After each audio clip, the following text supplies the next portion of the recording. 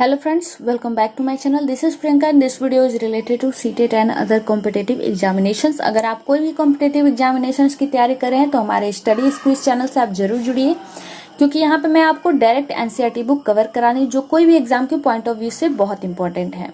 तो स्क्रीन पे जो देख रहे हैं ये एनसीईआरटी बुक क्लास 6 का हिस्ट्री है। साइंस हमारा कंप्लीट हो चुका है, इसके पहले के भी चैप्टर्स हमारा कंप्लीट हो चुका है।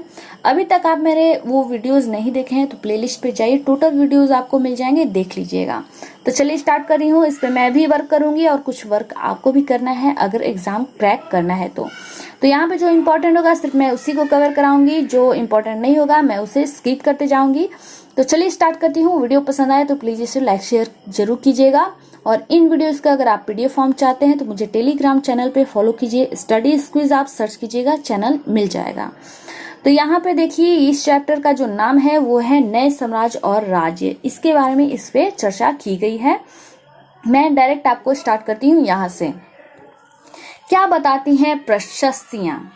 दरअसल अरविंद गुप्त वंश के प्रसिद्ध राजा समुद्रगुप्त की भूमिका अदा करने जा रहा था। जिस बच्चे की यहाँ पे चर्चा की गई है उसी के बारे में यहाँ पे बात कर रहा है। समुद्रगुप्त के बारे में हमें इलाहाबाद के अशोक स्तंभ पर खुदे एक लंबे अभिलेख से पता चलता है। इसको भी नोट डाउन करना है, सीटेट वालों के लिए खासतौर पे बोल रही हूँ, नोट डाउन करना है। इसकी रचना समुद्रगुप्त के दरबार में कवि व मंत्री रहे हरिसेन द्वारा एक काव्य के रूप में की गई थी। टोटल नोट डाउन करना है कोई भी एग्जाम के लिए।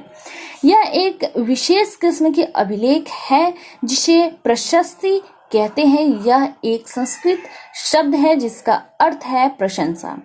प्रशस्तियां लिखने का प्रचलन पहले से भी था, जैसे तुमने अध्याय 9 में गौतमी पुत्र श्री शातकर्णी की प्रशस्ति के बारे में पढ़ा है, परंतु गुप्त काल में इसका महत्व बढ़ गया था। इसको भी नोट डाउन करना है। समुद्रगुप्त की प्रशस्ति, आओ देखें समुद्रगुप्त की प्रशस्ति हमें क्या बताती है। कवि ने इनमें राजा की एक युद्धों को जीतने वाला राजा, विद्वान और उत्कृष्ट कवि के रूप में भरपूर प्रशंसा की है, यहाँ तक कि उसे ईश्वर के बराबर बताया गया है। प्रशस्ति में लंबे लंबे वाक्य दिए गए हैं। यहाँ वैसे ही एक वाक्य का अंश दिया गया है जिसको आपको खुद से कर लेना है। ठीक है, योद्धा समुद्रगुप्त जो दिया गया है इसको आप खुद से करना है। स्क्रीनशॉट लेते जाइएगा जहां मैं बोलूं। अगर तुम मानचित्र 7 को गौर से देखो तो पाओगे कि एक क्षेत्र को हरे रंग से रंगा गया है। तुम्हें पूर्वी समुद्र तट के साथ साथ एक क्रम में लाल बिंदु देखोगे। उसी तरह कुछ क्षेत्र बैगनी और नीले रंग से भी मिलेंगे। यह मानचित्र इस प्रशस्ति के प्राप्त जानकारियों के आधार पर बनाया गया है। हरिसेन 4 विभिन्न प्रकार के राजाओं और उसके प्रति समुद्रगुप्त की नीतियों के बारे में वर्णन करता है। अब आती हूँ मैं यहाँ पे, वीणा बजाने वाला राजा। समुद्रगुप्त को कुछ अन्य गुणों के सिक्कों पर दर्शाया गया है, जैसे इस सिक्के में उन्हें वीणा बजाते हुए दिखाया गया है, जैसा कि आप यहाँ पे देख सकते हो।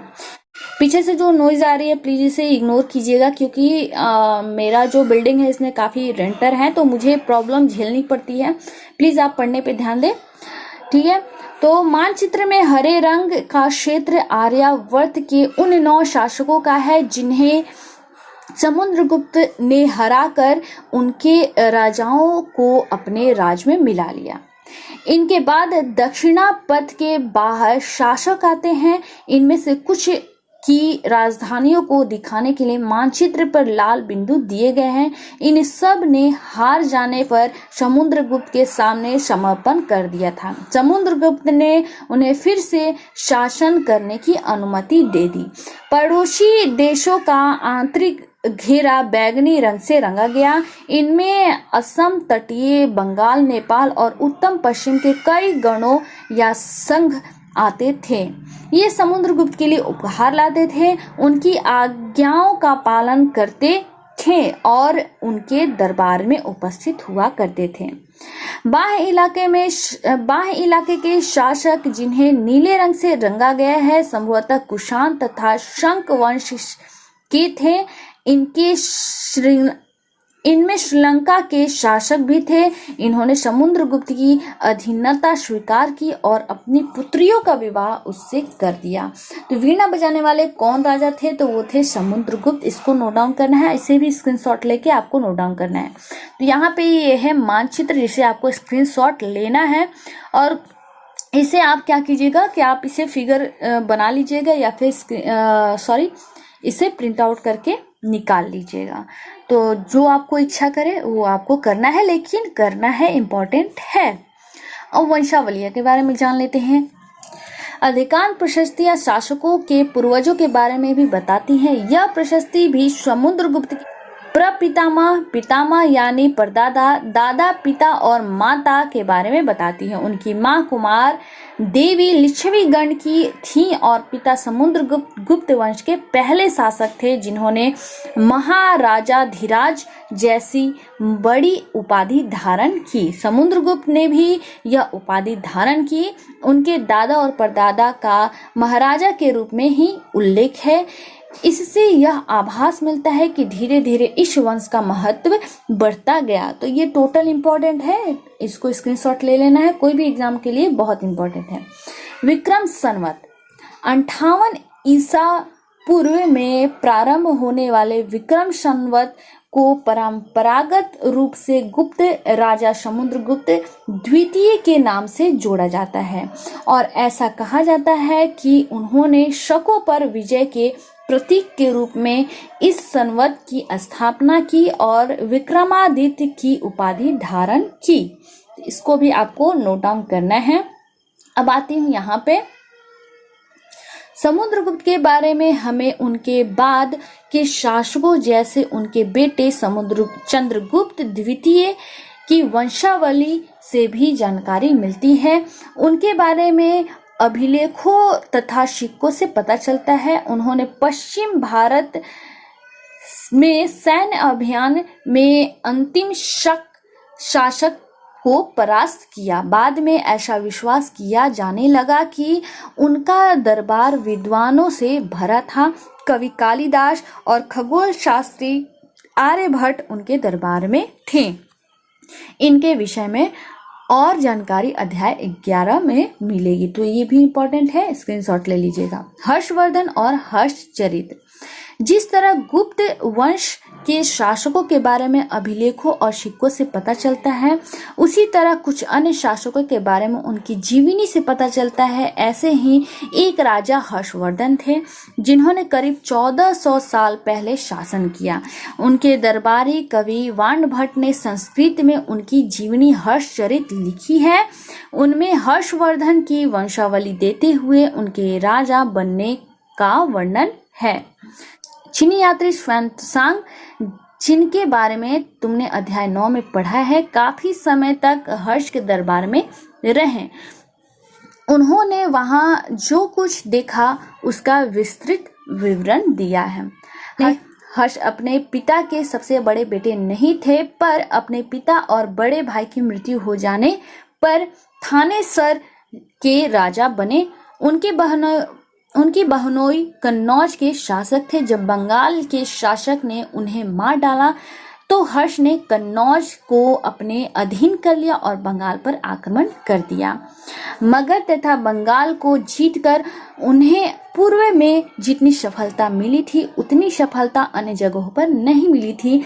जब उन्होंने नर्मदा नदी को पार कर दक्कन की ओर आगे बढ़ने की कोशिश की, तब चालुक्य नरेश पुलकेशिन द्वितीय ने उन्हें रोक दिया। तो इन सबको नोट डाउन करना है, स्क्रीनशॉट लेते जाइएगा।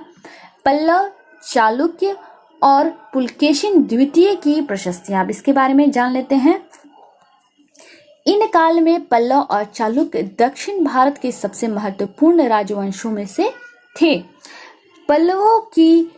पल्लवों का राजा उनकी राजधानी कांचीपुरम के आसपास के क्षेत्रों से लेकर कावेरी नदी के डेल्टा तक फैला था, जबकि चालुक्यों को राज्य कृष्णा और तुंगभद्रा नदी के बीच स्थित था। चालुक्यों की राजधानी ऐहोल थी। यह एक प्रमुख व्यापारिक केंद्र था। धीरे धीरे यह एक धार्मिक केंद्र भी बनता गया, जहां कई मंदिर थे। पल्लव और चालुक्य एक दूसरे की सीमाओं का अतिक्रमण करते थे। मुख्य रूप से राजधानियों को निशाना बनाया जाता था जो समृद्ध शहर थे। पुलकेशिन द्वितीय सबसे प्रसिद्ध चालुक्य राजा थे। उनके बारे में हमें उनकी दरबारी कवि रवि कीर्ति द्वारा रचित प्रशस्ति से पता चलता है। इनमें उनके पूर्वजों, खास तौर पर पिछली 4 पीढ़ियों के बारे में बताया गया है। पुलकेशिन द्वितीय को अपने चाचा से यह राज्य मिला था। आगे बढ़ती हूँ मैं। रवि कीर्ति के अनुसार उन्होंने पूर्व तथा पश्चिम दोनों समुद्र तटीय इलाकों में अपने अभियान चलाए। इसके अतिरिक्त उन्होंने हर्ष को भी आगे बढ़ने से रोका। हर्ष का अर्थ आनंद होता है। कवि का कहना था कि इस पराजय के बाद हर्ष अब हर्ष नहीं रहा। पुलकेशिन द्वितीय ने पल्लव राजा के ऊपर भी आक्रमण किया, जिसे कांचीपुरम की दीवार के पीछे शरण लेनी पड़ी। पर चालुक्यों की विजय अल्पकालीन थी। लड़ाई से दोनों वंश दुर्बल होते गए। पल्लवों और चालुक्यों की अंततः राष्ट्रकूट तथा चोल वंशों ने समाप्त कर दिया। इसके बारे में तुम कक्षा 7 में पढ़ोगे। आगे बढ़ती हूँ मैं। इस राज्यों का प्रशासन कैसे चलता था, अब इसके बारे में जान लेते हैं। पहले के राजाओं की तरह इन राजाओं के लिए भी भूमि सबसे महत्वपूर्ण बना रहा। प्रशासन की प्राथमिक इकाई गांव में होते थे, लेकिन धीरे धीरे कई नए बदलाव आए। राजाओं ने आर्थिक, सामाजिक, राजनीतिक और सैन्य शक्ति रखने वाले लोगों का समर्थन जुटाने के लिए कई कदम उठाए। उदाहरण के तौर पर कुछ महत्वपूर्ण प्रशासकीय पद अनुवांशिक बन गए, अर्थात बेटे अपने पिता के पद पाते थे। जैसे कि कवि हरिसेन अपने पिता की तरह महादंडनायक अर्थात मुख्य न्याय अधिकारी थे। कभी कभी एक ही व्यक्ति कई पदों पर कार्य करता था, जैसे कि हरिसेन एक महादंड नायक होने के साथ साथ कुमार मात्स्य अर्थात एक महत्वपूर्ण मंत्री के तथा एक संधि विग्रहित अर्थात युद्ध और शांति के विषयों में भी मंत्री था। संभवतः वहां के स्थानीय प्रशासन के प्रमुख व्यक्तियों का बहुत बोलबाला था। इनमें नगर श्रेष्ठी यानी मुख्य बैंकर या शहर का व्यापारी, सार्थवाह यानी व्यापारियों के काफिले का नेता, प्रथम कुलिक अर्थात मुख्य शिल्पकार तथा कायस्थों यानी लिपिकों के प्रधान जैसे लोग होते थे। इस तरह की नीतियां कुछ हद तक प्रभावशाली होती थी, पर समय के साथ साथ इनमें से कुछ व्यक्ति इतने अधिक शक्तिशाली हो गए कि अपना स्वतंत्र राज्य स्थापित कर लेते थे।